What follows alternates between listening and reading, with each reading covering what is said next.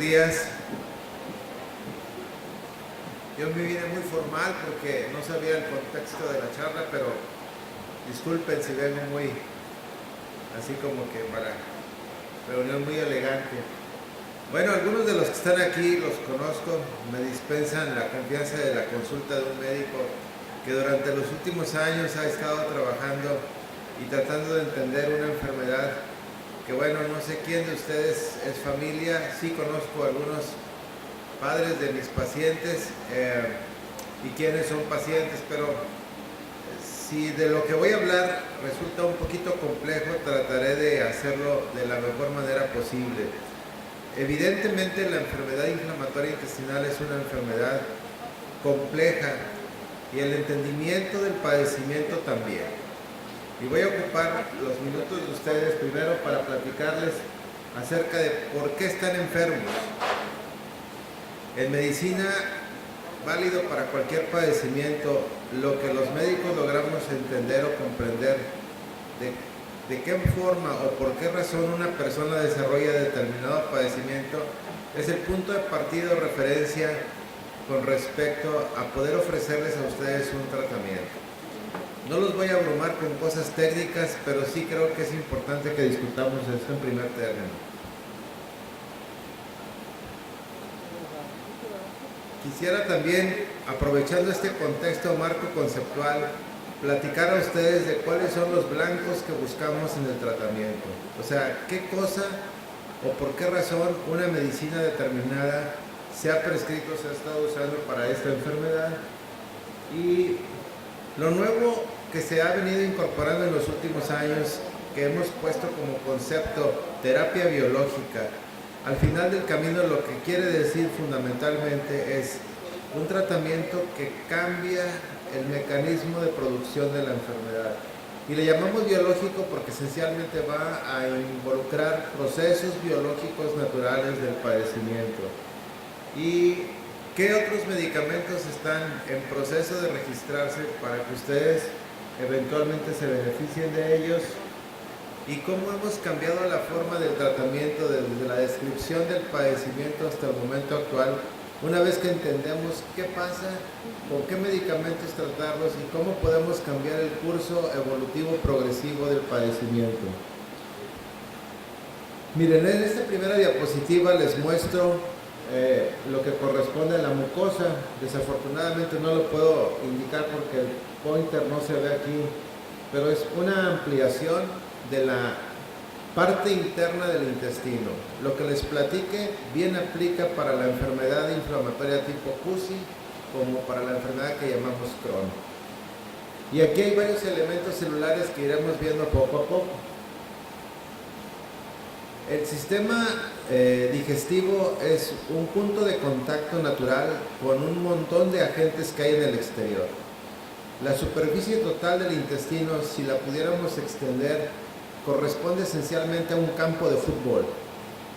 La dimensión de un campo de fútbol es lo que ustedes y yo tenemos de acuerdo, de alguna manera, muy bien empaquetado dentro del intestino. Ustedes van a ver cómo esto que está en la parte interna se llama mucosa, lo que está en medio le llamamos en medicina submucosa, y un elemento muy importante al cual le estamos dando mucho valor es a los vasos sanguíneos. En forma natural, lo que ocurre es que los antígenos, entiéndase cualquier sustancia ajena al cuerpo, está en la superficie interna.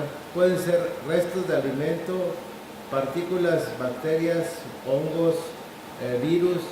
De alguna forma lo que sucede es que el sistema inmune tiene una serie de antenas receptoras y estas antenas receptoras son percibidas por esta célula en color verde que nosotros le llamamos célula dendrítica.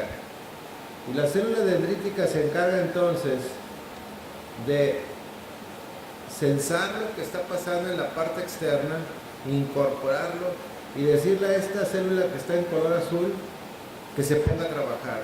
Esa célula se llama linfocito y el linfocito empieza a proliferar y se empieza a expresar una serie de sustancias que nosotros le llamamos quimiosinas.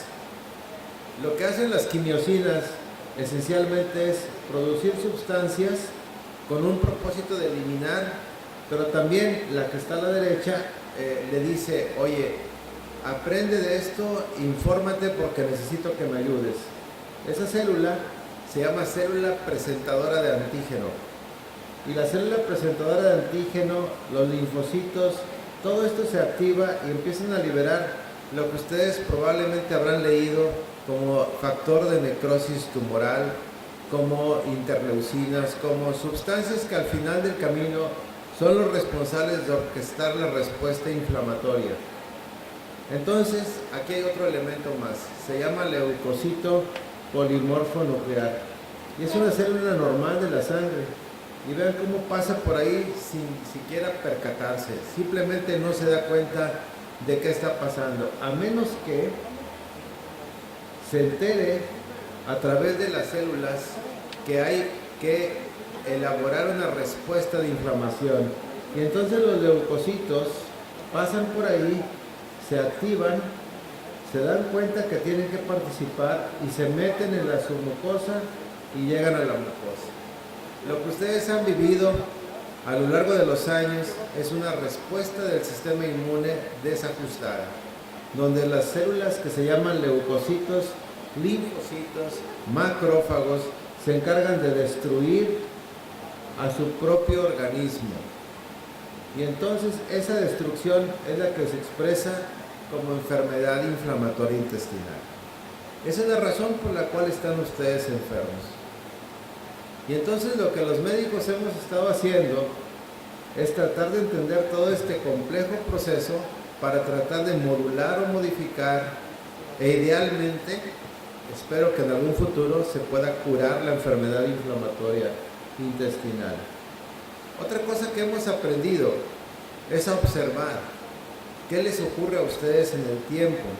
En el caso concreto de la enfermedad de Crohn, nos hemos dado cuenta que tiene eventos de actividad que está representado aquí en los picos y luego vienen unos periodos de remisión o de descanso y luego otro pico de actividad y otro pico de descanso. Y a lo largo del tiempo, los médicos desarrollaron la habilidad de medir la actividad de la enfermedad y lo expresamos en escalas que están del lado derecho. Y estas escalas de actividad a mí me permiten saber en qué punto estamos parados. Entonces, una vez que inicia la enfermedad, tiene un curso progresivo. Es inflamación, desinflamación, inflamación, desinflamación, y el cuerpo desarrolla una respuesta reparativa cicatrizal. La palabra estenosis quiere decir cicatriz, se cierra el intestino.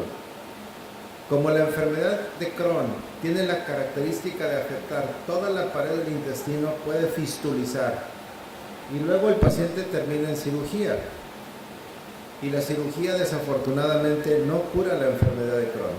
La cirugía repara las complicaciones de la enfermedad de Crohn. De esta experiencia, un médico que ya murió, el doctor Lehmann, inventó, en la parte izquierda ustedes pueden ver el daño digestivo medido en una escala. Este daño es progresivo y hemos aprendido que entre más pronto actuemos es mejor para ustedes. Entonces tenemos una ventana de oportunidad cuando la enfermedad inicia. De otra suerte, el proceso reparativo inflamatorio recurrente termina provocando un daño irreversible. La cirugía es una buena alternativa para reparar complicaciones y en el caso de la colitis ulcerativa pudiera, entre comillas, eliminar el órgano enfermo y darle al paciente otra oportunidad. Pero quienes estén viviendo con una ostomía saben lo que representa la cirugía. Entonces, si yo trabajo de manera temprana al momento del diagnóstico, idealmente puedo modificar este curso recurrente y para eso se requieren medicamentos potentes. Y entonces, ustedes pueden ver ya en la siguiente gráfica cómo el componente inflamatorio destructivo se aplana y el paciente deja de tener este proceso. Esto es consecuencia de que gente como ustedes acepte colaborar con algún centro de investigación y simplemente le informe cómo le está yendo. ¿Cuántas veces ha tenido que recurrir a esteroides? ¿Cuáles son las manifestaciones que ha tenido? La medicina progresa porque ustedes proveen su información y alguien cuidadoso la captura y la registra. Al final, algún paciente en el futuro se va a beneficiar de esto. ¿Cómo es que entendemos la enfermedad en su contexto histórico? La enfermedad que ustedes padecen se describió a finales del siglo XVI, XVII y XVIII y la reconocemos por este señor. Este médico se apellidaba Morgagni. Sin embargo, él describe los cambios histopatológicos y finalmente el que la reconoce con propiedad es en el inicio del año de 1932-33 y este es el señor que le da el nombre, se llama Buril Kron. Y este médico judío que vivía en Nueva York toma el caso de un varón joven con un cuadro recurrente de dolor y lo operan. Le quitan un segmento del intestino y lo analizan en el laboratorio. Sus colegas Oppenheimer y Grunzig.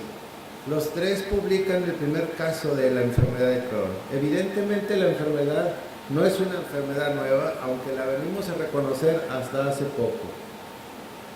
Si lo vemos de esta manera, la enfermedad como tal tiene menos de 100 años. ¿Qué hemos aprendido en este tiempo?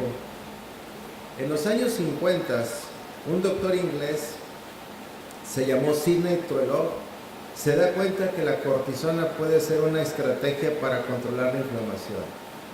De las gráficas que les mostré hace un momento, se dan perfecta cuenta que la respuesta inmune es la responsable de su enfermedad. Y el doctor Truelove da cortisona y la cortisona logra su resultado benéfico en pacientes con colitis ulcerativa. Pero todos ustedes saben los pros y contras del tratamiento de la cortisona. Luego surge la mesalazina.